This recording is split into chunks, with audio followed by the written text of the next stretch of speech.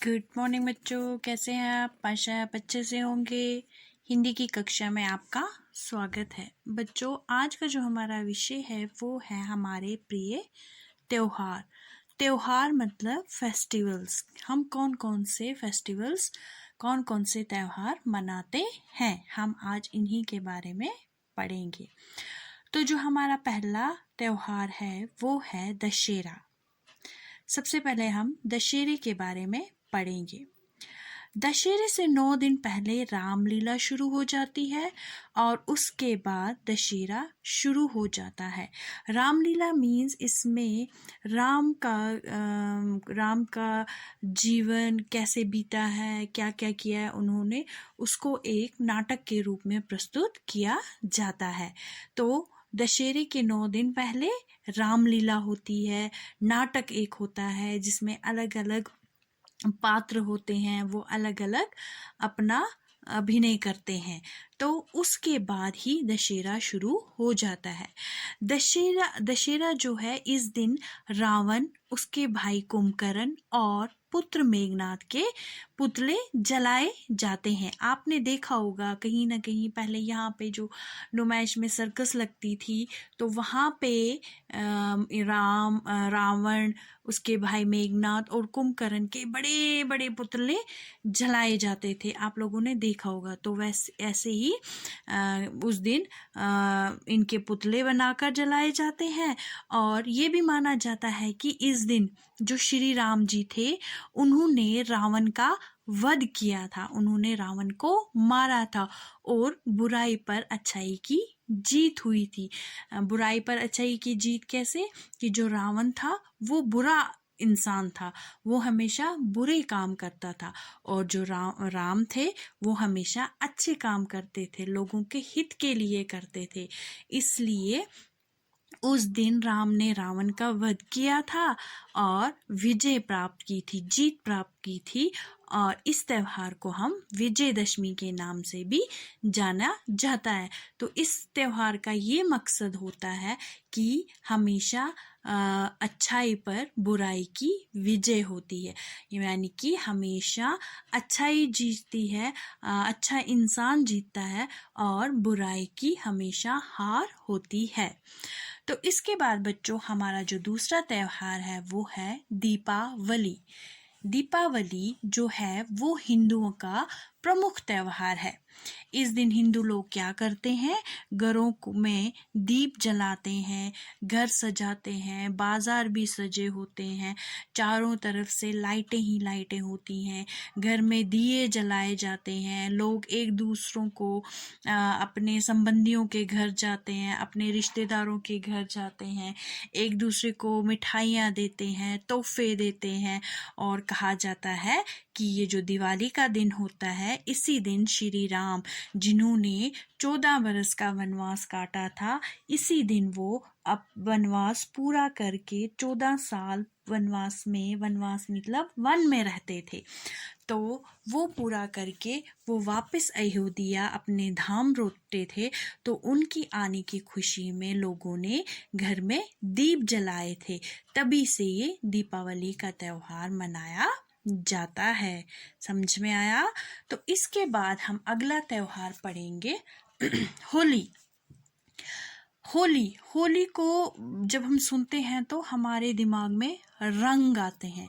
हाँ बच्चों, ये जो होली है ये रंगों का त्योहार होता है और ये फाल्गुन महीने में मनाया जाता है। Phalgun means Feb. जैसे हमारे इंग्लिश में मंथ होते हैं, वैसे ही हिंदी में भी अलग अलग मंथ्स होते हैं। तो जो फाल्गुन है उसे हम फेब बोलते हैं, फरवरी के महीने में मनाई जाती है। और इस दिन क्या होता है? जिस दिन होली होती है उसके एक दिन पहले रात को होली जलाई जाती है। कैसे जलाई जाती है? आग जलाते हैं, उसके इर्द गिर्द पूजा करते हैं, उस आग में रंग डालते हैं और ऐसे ही रात भर होली जलती है। तो उसके दूसरे दिन रंगों से होली खेली जाती है, एक दूसरे को रंग गुलाल लगाया जाता है। इस दिन किसी के मन में कोई भेदभाव नहीं होता है, ये गरीब है, ये अमीर है, ये अच्छा है, ये बुरा है, ये दुश्मन है, ऐसा कुछ नहीं होता। उस दिन सबको गले लगाया जाता है, चाहे वो आपका दोस्त हो, चाहे वो आपका दुश्मन हो। ये जो होली का त्यौहार है, ये खुशियों, उत्साह, प्रेम और भाईचारे का त्यौहार होता है।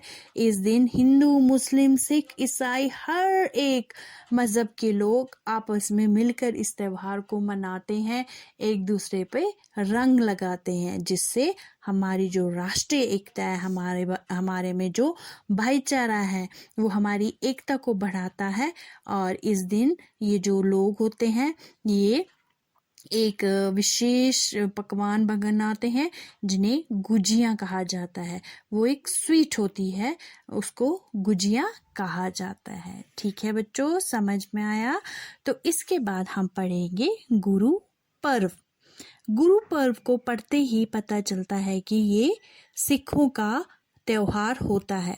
इस दिन क्या होता है, ये गुरु नानक देव जी का जन्मदिन होता है, जो हम गुरु पर्व के रूप में मनाते हैं।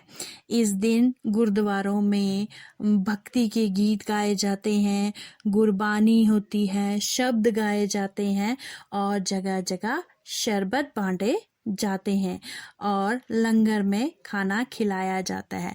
लंगर का मतलब होता है जहाँ पे एक साथ सब मिलकर खाना खाते हैं, चाहे वो हिंदू हो, मुस्लिम हो, सिख हो, ईसाई हो।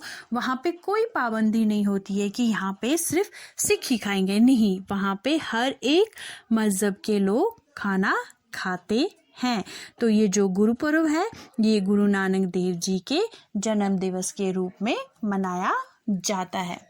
तो बच्चों, इसके बाद आता है हमारा अगला त्योहार ईद।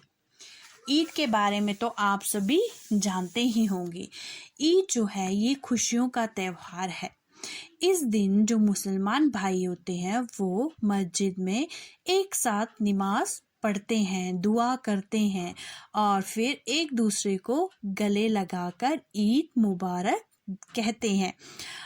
इस दिन सब खुश होते हैं, नए नए कपड़े पहनते हैं, मस्जिदों में जाते हैं, नमाज पढ़ते हैं। बच्चों ने अच्छे अच्छे कपड़े पहने होते हैं, बाहर गलियों में घूमने निकलते हैं।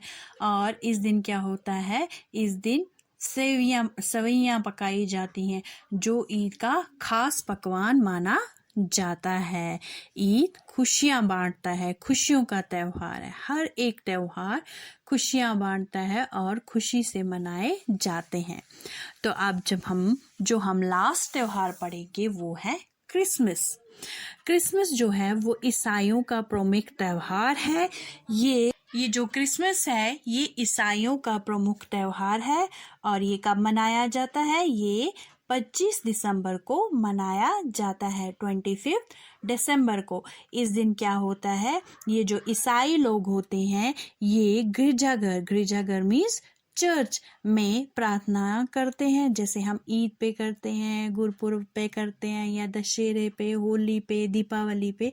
ऐसे ही जो क्रिसमस के दिन जो ईसाई लोग होते हैं, वो चर्च में जाके प्रार्थना करते हैं, अपने घरों में क्रिसमस ट्री सजाते हैं। आप लोगों ने देखा होगा क्रिसमस ट्री, उसमें लाइटें लगी होती हैं, उसमें बेल्स लगाई होती हैं, लटकाई होती हैं, ऐसे उस ट्री को सजाया जाता है। लोग इस दिन एक दूसरे को तोहफे देते हैं, बधाई देते हैं। ये जो त्योहार है, ये प्रेम और भाईचारे की भावना बढ़ाते हैं और हमारे जीवन में आनंद लाते हैं। हमें ये भी सीख देते हैं, ये जो सारे त्योहार हैं, ये हमें ये सीख भी देते हैं कि हमें मिलजुल कर रहना चाहिए, हमें कभी भी एक दूसरे से झगड़ना नहीं चाहिए। त्योहार सबके होते हैं, चाहे वो हिंदू हो, मुस्लिम। ये नहीं है कि ये गुरुपुरब है तो ये सिर्फ सिखों का त्योहार है, ईद है तो मुस्लिमों को नहीं। हमें हमेशा भाईचारे से रहना चाहिए और ये त्योहार भी हमें मिलजुल कर रहने का संदेश देते हैं। आशा है आपको ये सब अच्छे से समझ में आया होगा। आप भी अपनी पाठ्य पुस्तक से इसका पठन करेंगे और अच्छे से इन त्योहारों को समझने की कोशिश करेंगे। धन्यवाद, थैंक यू।